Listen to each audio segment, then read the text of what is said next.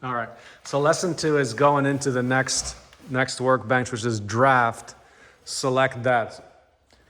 To rotate, there's so basically there's these two.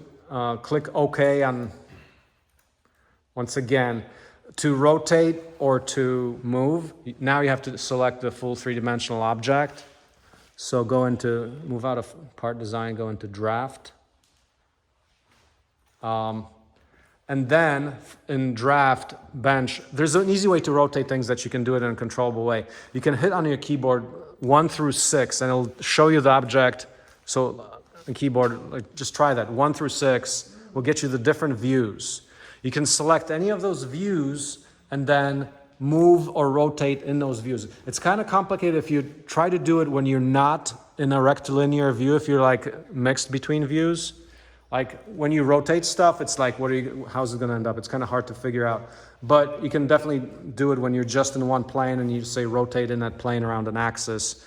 You kind of can predict the result. But so select one viewpoint and then go into select the rotate tool. Rotate. Let's rotate the object. Because in the world of physical reality, if you can take an object, you can first create it and then rotate or move it. That is it for assembly. Like that's manual version of assembly. You can go through advanced workflows like assembly, which don't fully work yet in FreeCAD. There's various ways you can align things. But if you just move things, you get approximate versions of things, which are sufficient for anything. And in fact, I'll turn that into a feature. Why? Because if you do it in CAD and you have something exactly accurate, you're not going to build it exactly accurate in reality. There's always, down to the atomic level, you're going to be off. So for you to say that, oh, I aligned it and it's perfectly alignment, that's not real.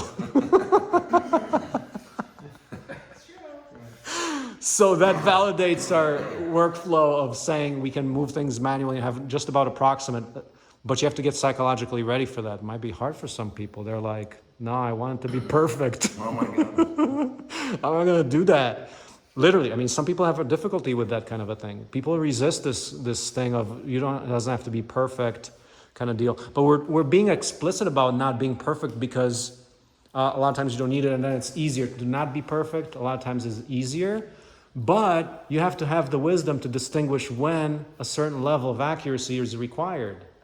So that's something you learn over time. Because, but why is the accuracy not super important a lot of times? It's because a lot of times you won't, what's the point about that? Like somebody can design a perfect thing, spend so much time on it, but it doesn't mean that, for example, you have the ability to do it by tooling wise, or it could be a perfect non-working design, right? Like you can be spending all this time designing something perfectly, but it's a bad design, or it has to be redone. So it's like there's no point. A lot of times it's sufficient to go at it in a brute force way and just rough it, get an approximate thing. And then once you know it works, you can really then spend time improving that and so forth. But a lot of people get stuck in just going through extensive design and then they either like never build it, it's thrown out of the project pool, or they don't have the tooling to do it. So, like in our world here, it's about involving as many people as possible. And for that, you don't need, the most sophisticated tools, because we believe that you can do a lot by many people working together as opposed to like one superstar, because one superstar is also a bottleneck, because if that person is not available, like your project dies. So there's many reasons why you want to be robustified in your ability to do things. Back to rotate, select one axis. There's one thing about rotate. You have to select, there's just one trick to rotating in FreeCAD 16, and that would be once you have to select, there's a thing called view, like this view thing. So like that window, like that's auto view. Mm-hmm. You have to select the one that says view. That means it'll be rotating around that which you are viewing. So first we'll go into one plane, like select 1 through 6. Close it, select 1 through 6, wherever you want to rotate. You have to select view, which is that symbol there. Yeah. No, the one next to it, the auto, the one that says auto. Click on that auto again. Maybe go back into, click into, there's like this little quirks in here, but click on the screen again and go do it again. Yeah. Click view, select the view option. So basically you have to select the view in order for what you do on a screen to actually be what you're doing, to actually represent what you're doing. But Jonathan, you're like in multiple views right now. You do one through 6, like one, do like one. Yeah. So select one. And then, so first select the view, and then click the rotate tool and select one point and a second point. And then you'll be able to rotate around the line that you have selected. Does that make sense? Nope, but is that the rotate tool I'm supposed to use? Rotate tool, yeah, but it's blanked out, so you need to be able to select your object. So remember, this is like the part. First, the object has to be selected as in the whole object, so double click. And then you can hit the rotate tool, but before you hit the rotate tool, you gotta be in a view of the views. Jessica, does that make sense? The rotate. So you're talking about buttons 1 through 6 or what? No, you're not rotating, you're just viewing in different ways. I'm saying about a real rotation, like say you had 2 objects, you can select one object and you can rotate that object. Oh, so this one's a rotate. Yeah. So you select the 3-dimensional object, click the rotate, and then select a point, one point and another point, and that's the line around which you will rotate. No, you're doing something different, Tom. Oh, there you go. You're starting to rotate it. And if it disappears upon rotation, that will happen if you're working with a thing you generated from sketch. That will happen to you. So you have to select the copy, because it thinks it's got the original. You can't like rotate the thing that's got the sketches on it. So you have to make a copy of it. That's the thing. That's the rotate tool. The move thing, that's much easier because you just pick it up and move it somewhere else. But same thing, you got to be in a view of the view. Where are you going to make a copy of that? So once you click the rotate tool, it'll get you a checkbox. So select it. It's going to be a checkbox to copy. I don't know what continue is. Just click the copy, and they'll make a copy of that object, and you'll see that also in your tree view that you're copying. Jonathan's going to freak out on me again. I just turned. Thank you. Looking good. When it copies it, it makes another copy of it. So you wouldn't want to. So you want to erase the former one? Well, wouldn't a continue? Don't you think that would just rotate the one that you have without copying? Try it. I don't never work like that. But. All right. I have one. Copy and I rotated it. You did? Nice. Did you use continue? Continue? No, let's not confuse people with I don't know what continue does. I just do copy and yeah. So that's cool. And then you can erase the former one. The former one's going to have all the editable stuff. The new one you made that's as a copy, it's going to lose its data behind it. So let's talk about the sketches and how just one more thing does it make sense? No? When the rotated one loses its editing ability? That must be No, it doesn't lose its editability. It loses this information, the sketches underneath it. So you can't manipulate those sketches, but you can make new ones on it. So useful things that you could, yeah? Well, you can select continue and copy both. Whoa, that's a treat. What would that mean? I don't know. What would that mean? Yeah, so. To rotate. I mean, do you do one button or both, the right button? Yeah, so right click and it'll get you navigation styles. And click gesture navigation. Okay, so I think like you've got you got a real mouse. No, Should be able to do stuff. It's trying to define a line. Right, you're selecting a line angle. around which you're gonna rotate. Starting angle, so I Yeah. pick a point and Um, do first angle. Don, did you succeed in rotating? I did. Okay, cool. So moving is like rotating, but it's a little simpler because you just move things. Rotating from. Yeah, there you go. And you can select the angle by which you rotate, you know, so you can be very explicit about it.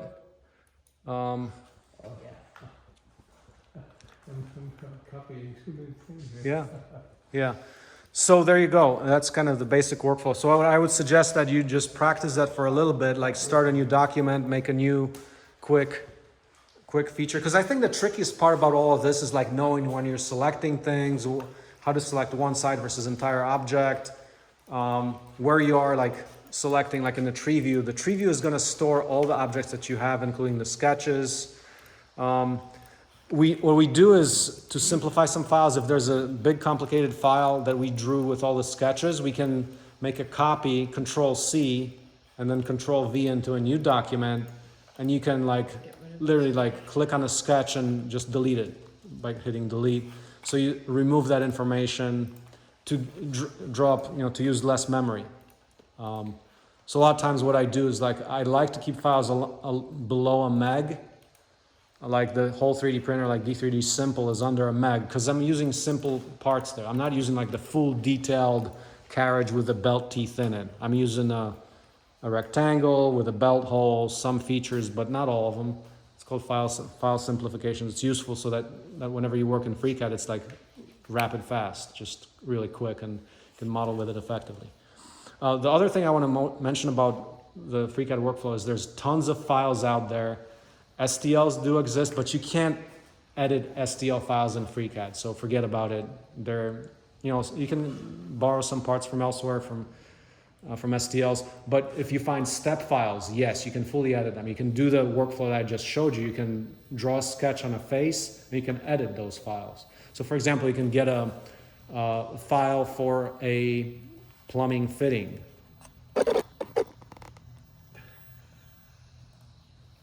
Like a plastic PVC fitting on McMaster car, for example. You can print that directly.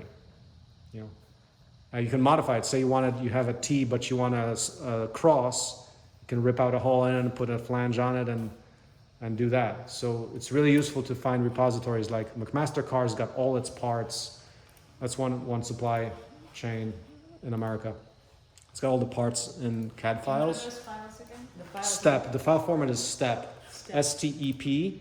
So whenever you find an STEP, or the other format is IGES, STEP or IGES, those are open source, open formats.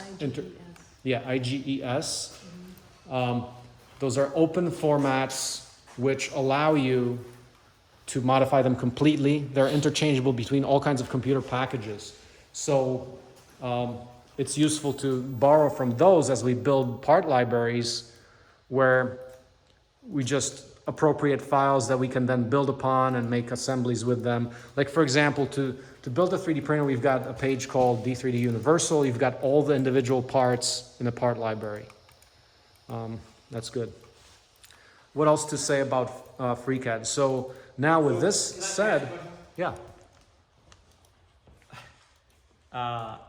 You want us to play around to get used to these skills more. Yeah.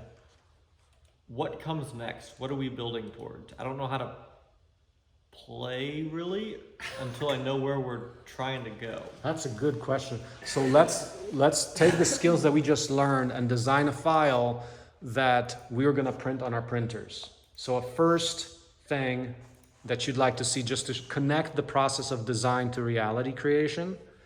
So start a new document and let's do something that you can print. And what you do there is simply, once you have the file, you go click export and you will export an STL file. And that file you can take into Cura, Lulzbot Cura that we use, and you can slice it, get the G code, and run it in these sweet little printers. Export STL to Cura. And what was the second part?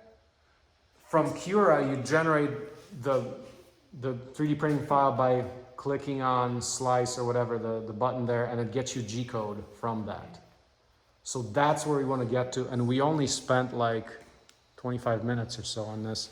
So let's practice now generating a file that you'd like to print, like something simple like, how about we do this? Like, we have those hex bits. A useful tool is a hex bit holder into which you're gonna put your hex bits. Try that maybe, or whatever you'd like to try.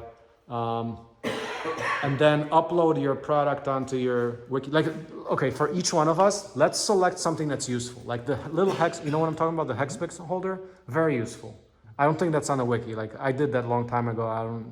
Might have been not following protocol and not uploaded it or something like that. Or maybe I found it online, but it's not on a wiki. Take something simple that we can actually use, like anything. Razor blade holder. We have razor blades. Make a holder for it. Tom, what are you gonna do that's useful? Light. But you're gonna able to do it V1 in like the next 10 minutes? Like do a V1 in like 10 minutes. Print it. Oh yeah, there's 4 people, three printers, so I don't know what we're gonna do. I'm gonna do tweezers. Tweezers? Mm-hmm. Okay, cool. Jonathan, what are you gonna do? A car. Yes! How about How about, a 3D printed bearing that Chris did? oh, that's not a bad idea. But do a big, you gotta do one we've got big nozzles that are like 3 times as big, so you gotta do something at least 3 times as big as he planned for. So like, do a 1 inch linear bearing. So I can download that, right? Don't do it from scratch. Chris log, according to protocol, Chris log, it's right there. How about you, Don? What do you think you're gonna do? I'm gonna do a hex bit holder, Oh. but I'm gonna make it as a hexagon with a hole in the center because I hate having to pull those hex bits that are all really close to one another out from like the center when they're so like snug in there.